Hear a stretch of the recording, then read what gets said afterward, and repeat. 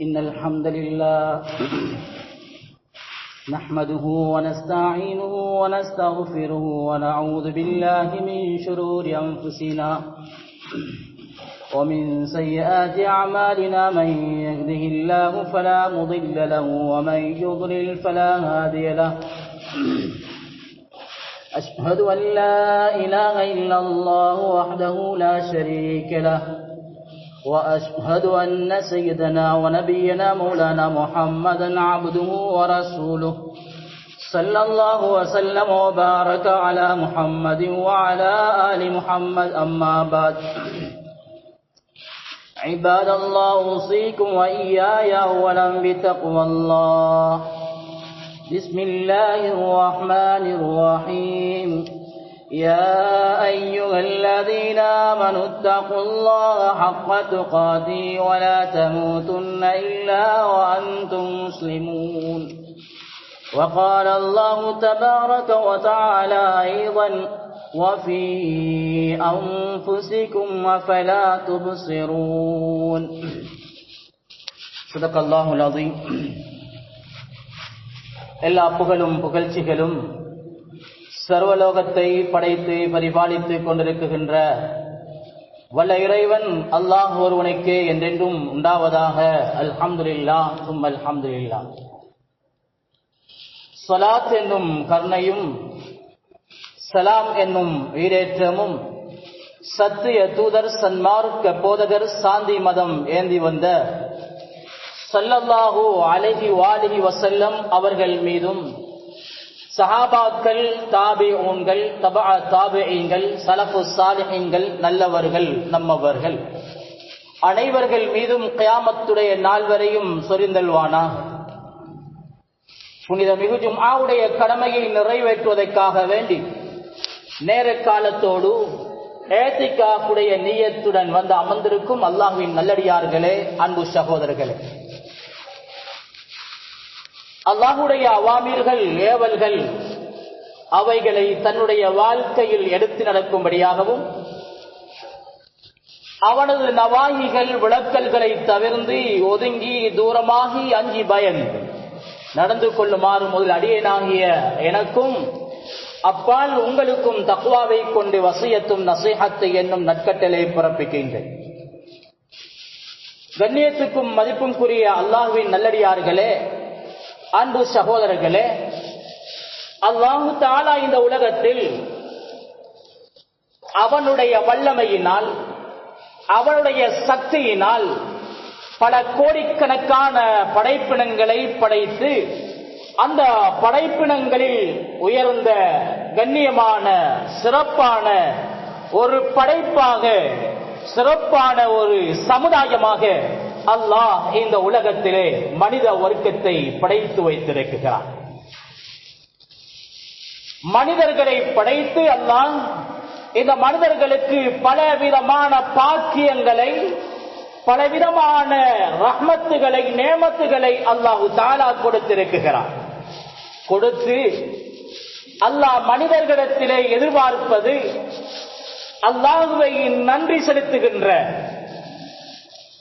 சாலிஹான நல்ல அமல்கள் மூலமாக அல்லாஹ்வை நெருங்குகின்ற அடியார்களை அல்லாஹ் தஆலா எதிர்பார்த்தவனாக இருந்து கொண்டிருக்கிறார். அல்லாஹ் அவன் தந்த பாக்கியங்கள், அவன் தந்த நியமத்துக்களை அல்லாஹ் தஆலா அல் குர்ஆனிலே சொல்லும் போது வஃபி அன்ஃபுசிக்கும் அஃபலா துப்சிரூன், நாங்கள் உங்களுக்கு தந்திருக்கின்ற பாக்கியங்கள், நியமத்துகள் அது வேறெங்கும் கிடையாது.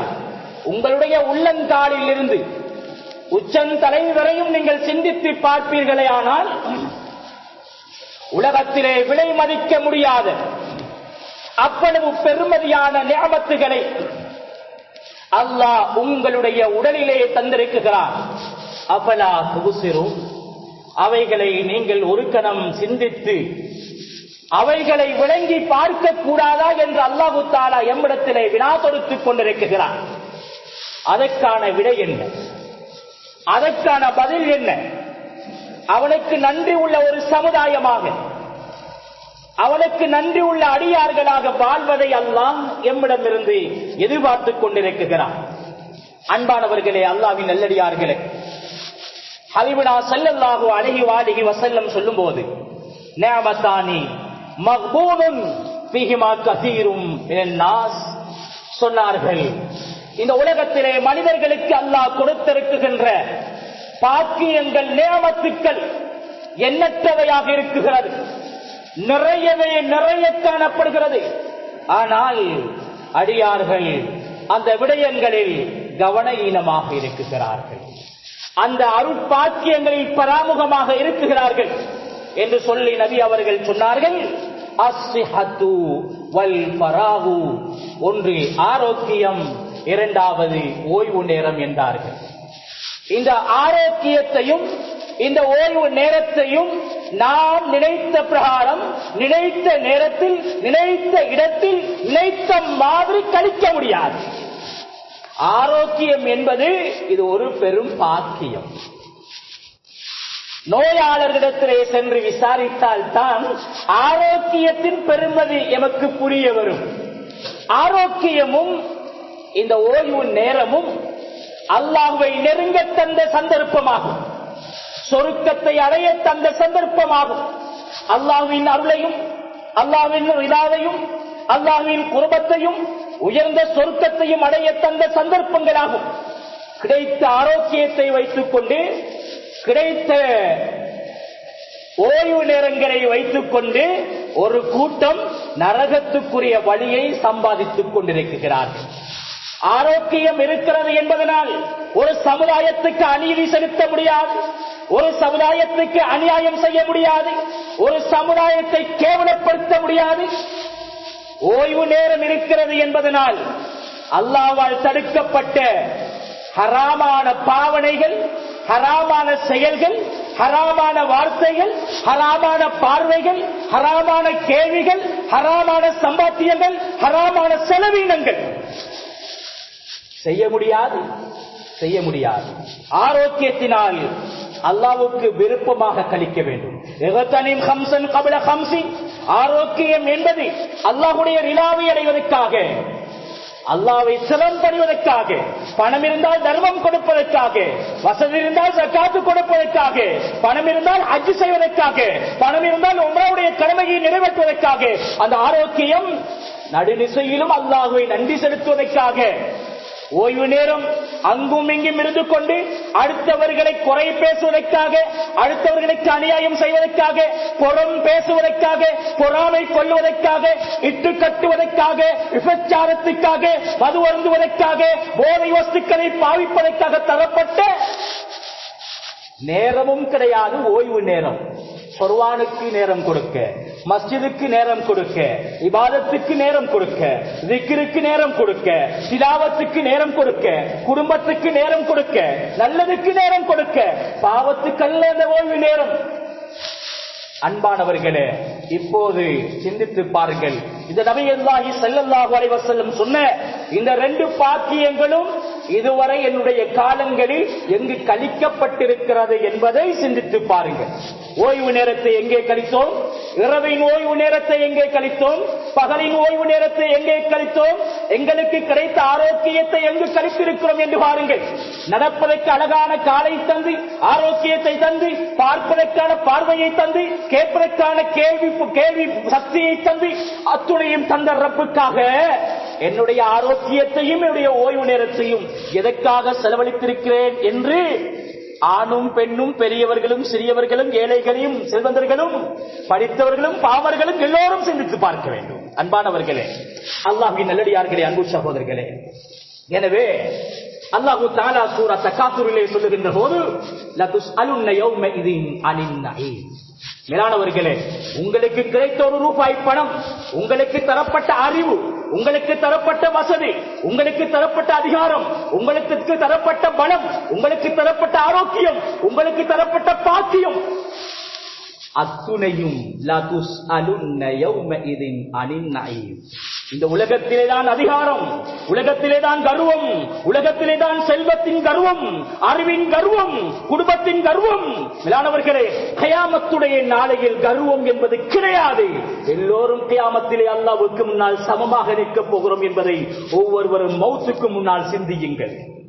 மௌத்துக்கு முன்னால் சிந்தித்து இந்த உலகத்திலே அல்லாஹ்வுடைய கட்டளையை தன்னுடைய வாழ்க்கையில் எடுத்து நடந்து நபியுடைய அந்த சுன்னாவை தன்னுடைய வாழ்க்கையில் எடுக்க முயற்சிக்க வேண்டும் என்பதை குர்ஆன் சொல்லித் தருகிறது. அன்பானவர்களே, அல்லாஹ்வின் நல்லடியார்களே, அன்பு சகோதரர்களே, அல்லாஹ் தந்த நியாமத்துகள் பாக்கியங்கள். நம்முடைய ஒருவர் லட்சத்தை தந்து பல லட்சத்தை தந்து கிட்னியை கேட்டாலும் நாம் கொடுக்க தயாரில்லை. ஒரு பல லட்சத்தை தந்து அழகாக பார்க்கக்கூடிய கண்ணின் பார்வை, கண்ணை கேட்டால் நாம் கொடுக்க தயாரில்லை. வாகனத்தின் பெருமதியை புரிந்த நாம், காணி பூமியின் பெருமதியை புரிந்த நாம், வீடு வாசையின் பெருமதியை புரிந்த நாம், மாணிக்கத்தின் பெருமதியை புரிந்த நாம், தங்கத்தின் பெருமதியை புரிந்த நாம், அத்துணை செல்வத்தையும் அள்ளி போட்டாலும் கண்ணை கொடுக்க தயாரில்லை, கிட்னியை கொடுக்க தயாரில்லை. காரணம் என்ன தெரியுமா? அதன் பெருமதியை அல்லாஹ் உள்ளே வைத்திருக்கிறான் அல்லவா?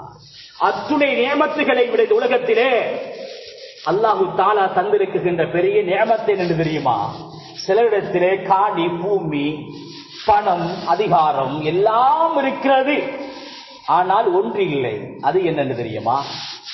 உடுத்தி அழகு பார்ப்பதற்கு பணம் இருக்கிறது, பிள்ளை கிடையாது. பெருமதிமிக்க வாகனம் இருக்கிறது, அந்த குழந்தையை ஏற்றி சென்று அழகு பார்த்து பேசி கதைப்பதற்காக, கொஞ்சுவதற்காக குழந்தை என்ற பாக்கியம் இல்லை அல்லவா? இந்த உலகத்திலே குழந்தைக்கு முன்னால் செல்வம் பெரும் பாக்கியம் அல்ல, குழந்தைக்கு முன்னால் வாகனம் என்பது பெரும் நேமத்து அல்ல, குழந்தைகளுக்கு முன்னால் வீடு வாசல் பெரும் நேமத்து கிடையாது. குழந்தை என்பது பெரும் பாக்கியமானது.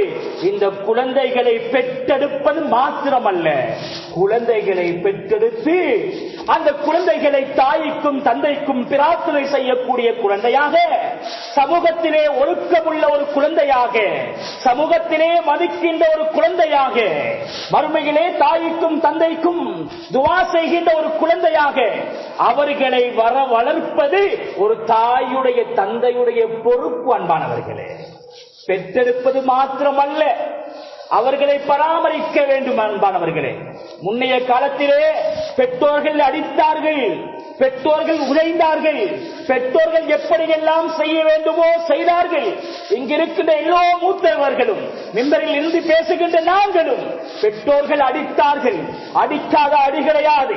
அது பொல்லாக இருந்தாலும், கம்பாக இருந்தாலும், பெரும்பாக இருந்தாலும் எப்படியெல்லாம் தண்டிக்க வேண்டுமோ தண்டித்தார்கள்.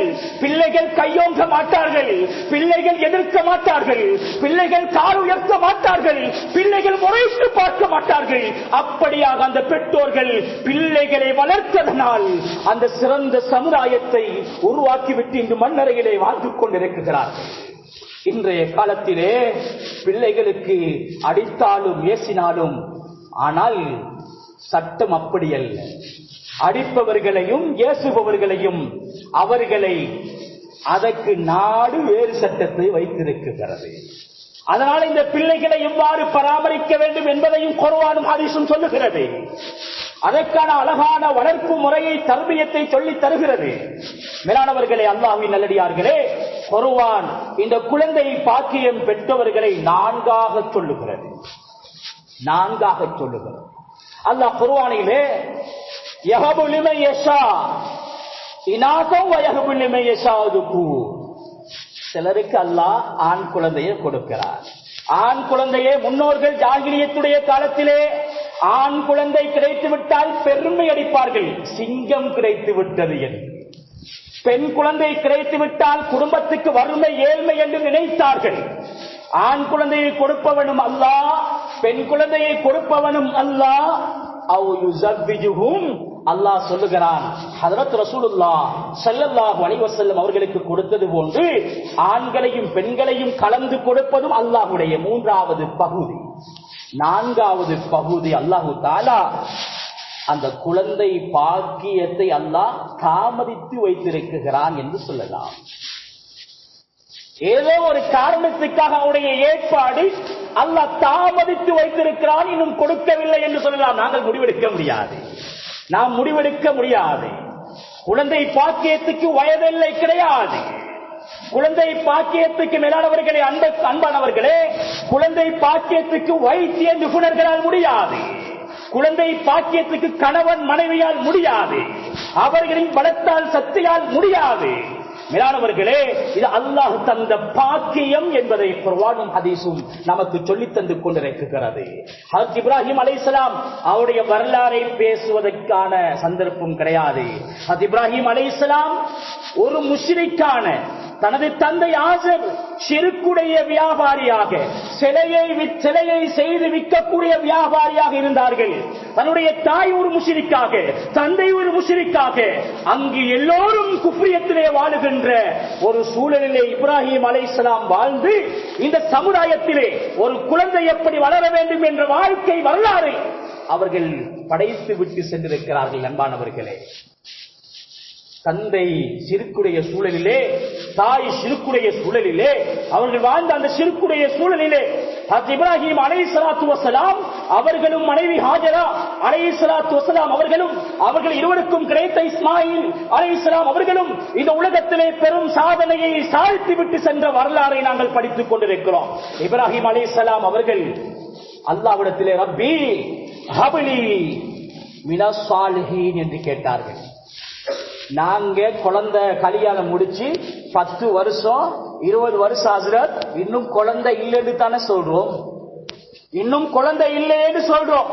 மேலானவர்களே, எத்தனை தாயும் தந்தையும் அல்லாஹ்விடத்திலே பிரார்த்தனை செய்திருக்கிறோம், தாயும் தந்தையும் துஆ செய்திருக்கிறோம், தாயும் தந்தையும் இஸ்திக்ஃபாரில் ஈடுபட்டிருக்கிறோம், தாயும் தந்தையும் நோன்பு பிடித்திருக்கிறோம், தாயும் தந்தையும் தர்மத்தில் ஈடுபட்டிருக்கிறோம்.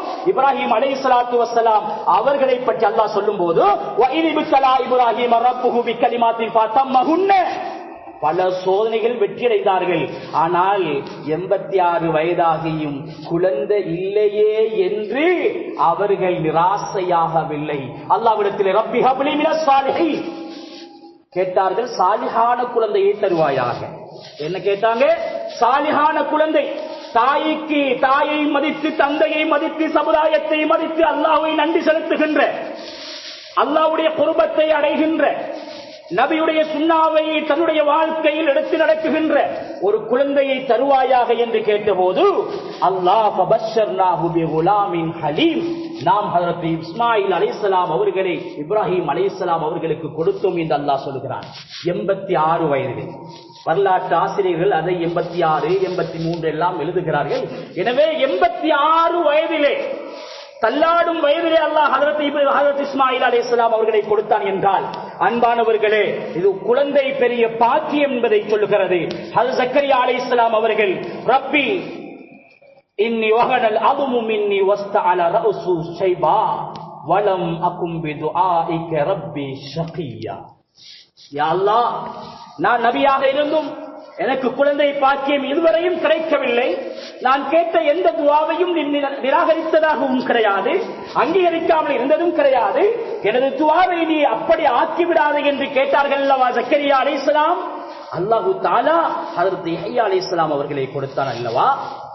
மேலானவர்களே, அல்லாஹ்விடத்திலே கெஞ்சியவர்கள், அல்லாஹ்விடத்திலே அழுதவர்கள், அல்லாஹ்விடத்திலே கேட்டவர்கள் எத்தனை பேர் இருக்கிறோம்? அவ்வளவு பெரிய பாக்கியம் நபிமார்கள் இந்த குழந்தைகளுடைய நியமத்துகளை எங்களுக்கு விளங்கப்படுத்தி தந்திருக்கிறார்கள். சரி, குழந்தைகள் ஒழுக்கம் உள்ளவர்களாக வர வேண்டும் என்பதை பெற்றோர்கள் விரும்புகிறோம். பாடசாலையிலே ஆசிரியர்கள் அதை பெருமாறு விரும்புகிறார்கள். ஊரிலே நிர்வாகமும் விரும்புகிறது. இது எங்கிருந்து உருவாகிறது? இது எங்கிருந்து உருவாகிறது என்றால், முதலாவது குர்ஆன் சொல்லுகிறது, ஃபன்கிஹு மா தாப லகும் மின் நிசா. பிள்ளைகள், குர்ஆன் சொல்லுகிறது, உங்களுக்கு மனமான முறையில், விருப்பமான முறையில் நீங்கள் திருமணம் முடியுங்கள் என்று மார்க்கம் சொல்லுகிறது. இப்ப நாங்க பிள்ளைகளுக்கு, இப்ப பெற்றோர்கள் தெரிவு செய்வதை விட அதிகமான இடங்கள்ல பிள்ளைகள் தெரிவு செஞ்சு கொள்றாங்க. நபியுல்லாஹி ஸல்லல்லாஹு அலைஹி வஸல்லம் சொன்னார்கள், ஒரு குழந்தை வளர்ப்பு என்பது வரலாற்று ஆசிரியர்கள் பதிவு செய்யும் போது திருமணத்தின் போதே அந்த குழந்தையின் வளர்ப்பு ஆரம்பமாகும். எப்படி என்றால், துன்கஹுல் மர்அத்து லிஅர்பஇன் லிமாலிஹா வலி ஹஸபிஹா வலி ஜமாலிஹா வலி தீனிஹா. நபி அவர்கள் சொன்னார்கள், ஒருவர் திருமணம் முடிக்கப்படுவது 4 விஷயம் என்று சொன்னார்கள். பணத்துக்காக திருமணம் முடித்தால், இன்னொரு ஹதீஸிலே வந்திருக்கிறது, பணத்துக்காக முடித்தால் அந்த பணத்தின் கர்வம் உன்னை அடிமையாக்கிவிடும் என்று சொல்லுகிறது. ஹதீஸ் சொல்லுகிறது. பணத்துக்காக ஒரு பெண்ணை முடிப்பாயாக இருந்தால் பணத்தின் கர்வம் உன்னை அடிமையாக ஆக்கிவிடும். இரண்டாவது வழி ஜமாலிகா, அழகு. இந்த அழகு எப்போதும் ஒரு ஆணிடத்திலோ பெண்ணிடத்திலோ அது நிலையானது கிடையாது. 18 வயசிலே வாலிபனத்திலே இருந்த அழகு திருமணம் முடித்து 45 வயசிலே எங்கே சென்றது உங்கள் அழகு?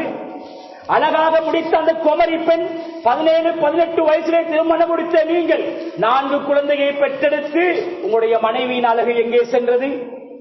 எனவே ஜமாலிகா வலிதீனிஹா சொன்னார்கள், மார்க்கம் உள்ள பெண்ணை நீங்கள் தெரிவு செய்யுங்கள் என்றார்கள். ஏனென்று தெரியுமா? வீட்டிலே கணவன் இல்லாத போது கணவனுடைய ஹக்கை பாதுகாக்கின்ற பெண், கணவன் தொழிலுக்கு போகின்ற போது பெண் அந்த குழந்தையை பராமரிக்கின்றவள் அந்த பெண்ணாக இருக்கிறாள். அதனால் தீனுடைய பெண்ணை பார்த்தெடுத்துக் கொள்ளுங்கள். துஆவுடைய வாழ்க்கையோடு, தொழுகையுடைய வாழ்க்கையோடு, திலாவத்துடைய வாழ்க்கையோடு அல்லாஹ்விடத்திலே அஞ்சி அழுகின்ற பெண்ணை தெரிவு செய்கின்ற போது குழந்தை பார்க்கும் அல்லவா, தாயும் அழுது அழுது அல்லாஹ்விடத்திலே கெஞ்சிக் கொண்டிருக்கின்ற தாய், தந்தையும் அல்லாஹ்விடத்திலே கெஞ்சிக் கொண்டிருக்கின்ற தகப்பன், மஸ்ஜிதோடு தொடர்பு இருக்கின்ற பெற்றோர்கள், அல்லாஹ்வை அஞ்சி வாழுகின்ற பெற்றோர்கள், இதெல்லாம் படிக்கின்ற குழந்தை அந்த தாயுடைய மடியில் இருந்து உருவாகின்றது. தாயுடைய மடியிலிருந்து உருவாகிறது. மேலானவர்களே, அல்லாஹ்வுடைய நடிகார்களே, அன்பு சகோதரர்களே, அடுத்த ஒரு முக்கியமான விஷயம், குழந்தை சாலிஹான குழந்தையா வார்த்தைக்கு ஏசி வேலையில் குழந்தைக்காக துவா செய்யும். பாப்பாட்டையும் உம்மாட்டையும், பாப்பாக்கு பள்ளியே கிடையாது, உம்மாக்கு முசல்லாவே கிடையாது, ஒட்டுமொத்தம் 2 பேருக்கும் தொழுகையே கிடையாதுண்டா இவங்க துவா செய்கிற பெற்றோர்களாக எப்போவார்கள்? பிள்ளையிடத்திலே தவறு வருகின்ற போது கண்ணீரை வடித்து, சமுதாயத்திலே கேவலத்தை அடைகின்ற போது கண்ணீரை வடித்து வேலையில்லை, எனது குழந்தைக்காக தகஜத்திலே நடுநிசையிலே எழுந்து அழுகின்ற பெற்றோர்கள் உருவாக வேண்டும். நோன்புகளை பிடித்து அழுகின்ற பெற்றோர்கள் உருவாக வேண்டும். 5 நேர தொழுகைக்கு பின்னாலும் தொழுது அழுது அல்லாஹ்விடத்திலே பிரார்த்திக்கின்ற பெற்றோர்கள் உருவாக வேண்டும். அதனால் ஹஜ்ரத் இப்ராஹிம் அலைஹிஸ்ஸலாம் கேட்டார்கள், ரப்பி ஜஅல்னி முகீமஸ் ஸலாஹ் வ மின் துர்ரியத்தி ரப்பனா வ தகப்பல் துஆ. எனக்கு மார்க்கத்தை நிலைநாட்டக்கூடியவனாக என்னை ஆக்கிவிடு, என்னுடைய பிச்சலத்தில் இருந்தும் உருவாக்கிவிடு, நான் கேட்ட துஆவை ஏற்றுக்கொள்வாயாக என்று துஆ கேட்டார். மேலானவர்களே, திருமணம் முடித்தோமே, 5-6 வருஷமாகிவிட்டதே, குழந்தை இல்லையே என்று நிராசையற்று இருக்காமல் அல்லாஹ்விடத்திலே இந்த துஆவை கேட்டுக்கொண்டே இருந்தார்கள். அல்லாஹ் 86 வயதிலே கொடுத்த இஸ்மாயில் அலைஹிஸ்ஸலாம் அவர்களின் உலகத்திலே என்ன சாதனையை படைத்தார்கள்? இந்த உலகத்திலே கைருல் மாஇ மாஹு ஸம்ஸம், மருந்து என்று சொல்லக்கூடிய நீரிலே மிக சிறந்த நீர் என்று சொல்லக்கூடிய ஸம்ஸம் நீர் எதனால் உருவானது? இப்ராஹிம் அலைஹிஸ்ஸலாம் அவருடைய துஆ. 86 வயதிலே கிடைத்த இஸ்மாயில் அலைஹிஸ்ஸலாம் அவர்கள் தாகத்துக்காக அழுதார்கள், தனது பாதத்தை உதைத்தார்கள். அந்த பாதத்திலிருந்து வந்த ஸம்ஸம் நீரை இன்றெல்லாம் குடித்துக் கொண்டிருக்கிறோம் என்றால் அந்த தகப்பனுடைய துஆ குழந்தை கிடைத்தது மட்டுமல்ல, இந்த ஸம்ஸம் நீர் உருவாகுவதற்கு காரணமாக அமைந்தது என்றால் எமது குழந்தைக்காக எத்தனை பிரார்த்தனைகள் தாயும் தந்தையும் செய்திருக்கிறோம். ஹஜ் திருநாள் வருகின்ற போது அங்கே ஒட்டகைகளும் அறுக்கப்படுகிறது, பல ஆயிரக்கணக்கான ஒட்டகைகள். எமது நாடிலே மாடுகளும் அறுக்கப்படுகிறது. அந்த ஹஜ்ரத் இப்ராஹிம் அலைஹிஸ்ஸலாம் முகீமஸ் ஸலாஹ், மார்க்கத்தை ஹயாத்தாக்கக்கூடிய ஒரு குழந்தையை தருவாயாக என்று கேட்டார்கள் அல்லவா? 86 வயதில் கிடைத்த இஸ்மாயில் அலைஹிஸ்ஸலாம் அவருடைய கழுத்தறுக்கப்பட போனது. அன்று தியாகத்துக்காக தாயும் தயாரானார்கள், தந்தையும் தயாரானார்கள், குழந்தை இஸ்மாயிலும் தயாரானார்கள். அந்த குர்பானிதான் இன்று முழு உலகத்திலும் ஆடுகளும் மாடுகளும் ஒட்டகைகளும் தியாகம் செய்யப்படுகிறது என்றால், பெற்றோர்களே, குழந்தைக்காக நாம் எந்த அளவுக்கு பிரார்த்தனை செய்ய வேண்டும் என்பதை பாருங்கள். குழந்தை கல்வியிலே முன்னேற்றம் அடையவில்லை என்றால் பெற்றோர்கள் மட்டுமல்ல, அந்த பிள்ளைகளை நிர்வகிக்கக்கூடிய பாடசாலை ஆசிரியர்களாக இருக்கலாம், கல்லூரியின் ஆசிரியர்களாக இருக்கலாம், எமது சமுதாய தலைவர்களாக இருக்கலாம், பிள்ளைகளுக்கு பத்வா செய்து விடாதீர்கள். அவரிடத்திலே தவறு நடக்குகின்ற போது அவர்களுக்கு துஆ செய்யுங்கள். அவர்களுக்கு துஆ செய்கின்ற பழக்கத்தை உருவாக்கிக் கொள்ளுங்கள். மேலானவர்களே, அல்லாஹ்வின் அடியார்களே, கனவான்களே, சகோதரர்களே, தாயும் தந்தையும் குழந்தையுடைய வளர்ப்புக்கு மிக முக்கியமானவர்கள். இமாம் புகாரி ரஹ்மத்துல்லாஹி என்றால் எல்லோருக்கும் தெரியும். முஹம்மது இப்னு இஸ்மாயில் புகாரி, அவருடைய தந்தை பெயர் இஸ்மாயில், புகாரி ரஹ்மத்துல்லாஹ் முஹம்மது ரஹ்மத்துல்லாஹ் முஹம்மது பின் இஸ்மாயில் புகாரி. மேலானவர்களே, அல்லாஹ்வின் அடியார்களே, தந்தை என்னுடைய மகனை ஒரு முஹத்திஸாக ஆக்க வேண்டும் என்ற ஆசையோடு அவாவோடு இருந்தார்கள். ஆனால் மகன் சிறுபிராயத்தில் இருக்கும் போது அந்த தந்தையை புகாரி ரஹ்மத்துல்லாஹ் அவர்கள் இழந்து விட்டார்கள். புகாரி என்றால் தான் எல்லோருக்கும் தெரியும். புகாரி ரஹ்மத்துல்லாஹ் அவர்கள் சிறு குழந்தையாக இருக்கும் போது தந்தையை இழந்து விட்டார்கள். தந்தையை இழந்து விட்ட போது தாயை நினைக்கிறார்கள், கணவன் மரணித்து விட்டார், கணவனுடைய ஆசை இந்த குழந்தையை ஒரு முஹத்திஸாக, இமாமாக, ஆலிமாக ஆக்க வேண்டும். முயற்சிகளே இருக்கிறார்கள், தாயுடைய முயற்சி. ஏனென்றால் வீட்டிலே கணவனை விட 24 மணித்தியாலம் வீட்டிலே இருக்கின்றவள் பெண்ணாக இருக்கிறார். கணவன் 8 மணிக்கு கடைக்கு சென்றால் இரவு 8 மணி 9 மணிக்கு வருகிறார். அல்லது அவருடைய தர்ம சங்கட தொழில் பிரச்சனையால் வெளிநாடு கடந்து செல்லுகிறார். ஓரிரு வருடங்களுக்கு 2-3 வருடங்களுக்கு பின்னால் வருகிறார். அந்த குழந்தையை பராமரிக்கின்றவர்கள் பெண்கள் அல்லவா? அதனால் தான் சொன்னார்கள், தரிபத்தி எதாக்க, மார்க்கம் உள்ள பெண்ணை முடித்துக் கொடுங்கள் என்று சொன்னார்கள். மேலானவர்களே, அல்லாஹ்வின் அடியார்களே, இந்த புகாரி ரஹ்மத்துல்லாஹுடைய தாய் குழந்தையை முஹத்திஸாக ஆக்க வேண்டும் என்ற ஆசையோடு இருந்தார்கள். புகாரி ரஹ்மத்துல்லாஹுடைய கண்ணின் பார்வையும் சென்று விட்டது. தாய் அழுகிறார்கள், கணவனை இழந்து விட்டேன், மகனின் பார்வை இழந்து விட்டேன், இவரை ஒரு இமாமாக ஆக்க வேண்டும் என்ற எனது கணவனின் அவாவும் என்னுடைய அவாவும் இவ்வாறு இருக்கும் போது, அல்லாஹ்வுடைய சோதனைகள் இவ்வாறு இருக்க, அந்த மனைவி அந்த புகாரி ரஹ்மத்துல்லாஹுடைய தாய் நிராசையாகவில்லை. அல்லாஹ்விடத்திலே கையேந்துகிறார்கள்.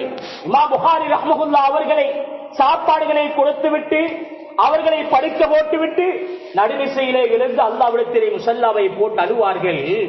யா அல்லாஹ், இந்த குழந்தையை ஒரு முஹத்திஸாக ஆக்க வேண்டும் என்பது எனது கணவனின் அவா.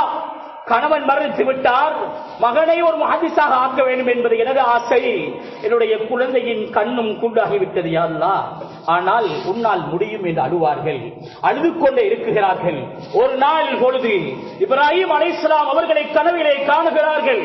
சொல்லுகிறார்கள், இப்ராஹிம் அலைஹிஸ்ஸலாம், ஏ பெண்ணே, உங்களது மகனை நீங்கள் சென்று வாருங்கள் என்று சொன்னபோது கண் விழித்து மகனை வந்து பார்க்குகின்ற போது மகன் ஒது செய்து முஸல்லாவிலே தொழுவதற்கு தயாராக இருக்குகிறார்கள்.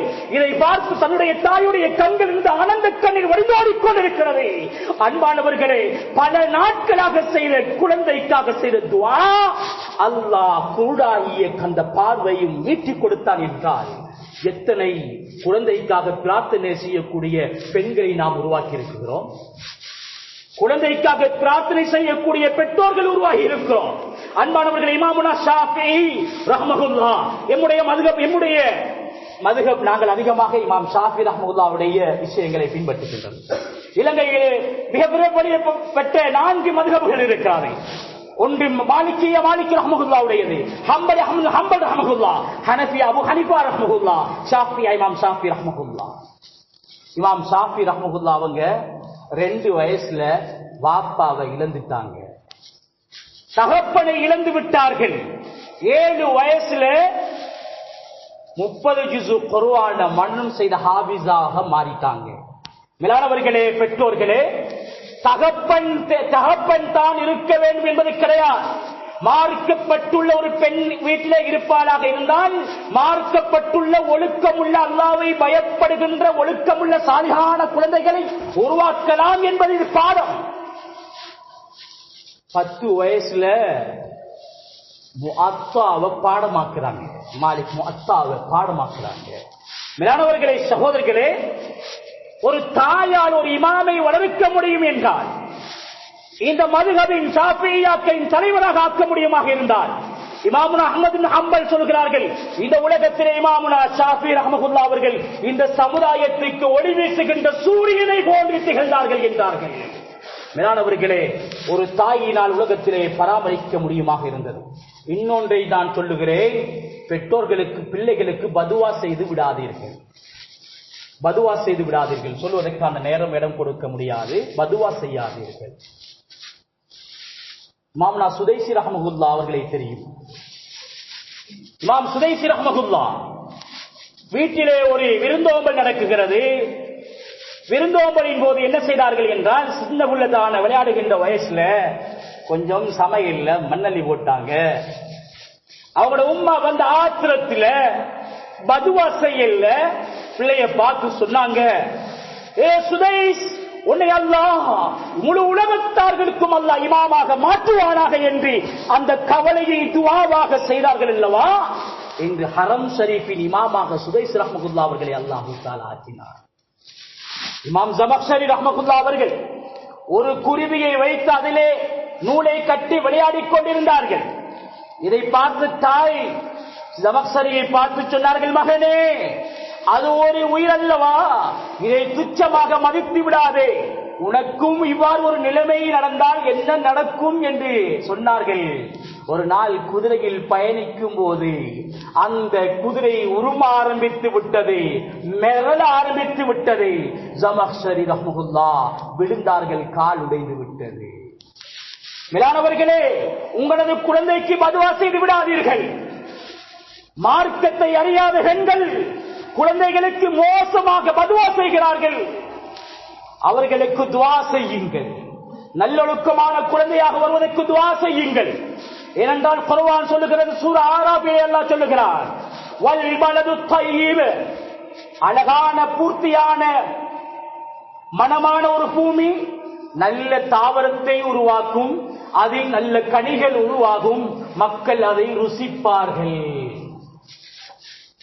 நஞ்சி மரமாக இருந்தா யாரப்பா அதை பாவிக்கிற, முள்ளு மரமாக இருந்தா யாரப்பா கிட்ட போற, அது மாதிரி குர்ஆன் சொல்லுகிறது, மோசமான பூமி மோசமான தாவரத்தை உருவாக்குவது போல, மோசமான மரம் மோசமான காய் கனிகளை உருவாக்குவதை போல உங்களது குழந்தைகளை முள் மரங்களாக ஆக்கிவிடாதீர்கள்.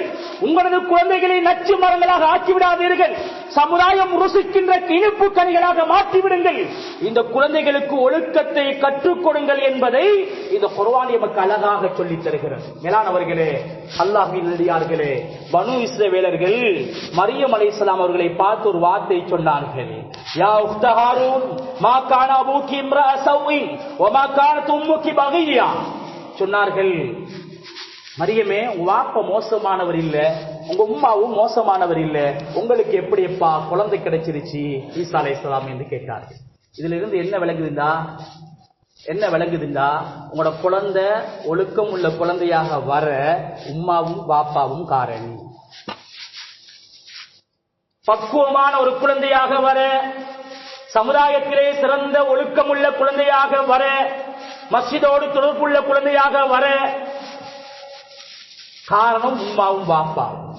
வீட்டில் தொலைக்காட்சிகளோடு, தொலை பெட்டிகளோடு, தொடர் நாடகங்களோடு, படங்களோடு, இசை கச்சேரிகளோடு, இசைகளோடு, மியூசிக்களோடு எமது குழந்தைகளை நாங்கள் பழக்கப்படுத்தினால் அந்த குழந்தை அதற்குத்தான் இசைவாக்கமாகிவிடும்.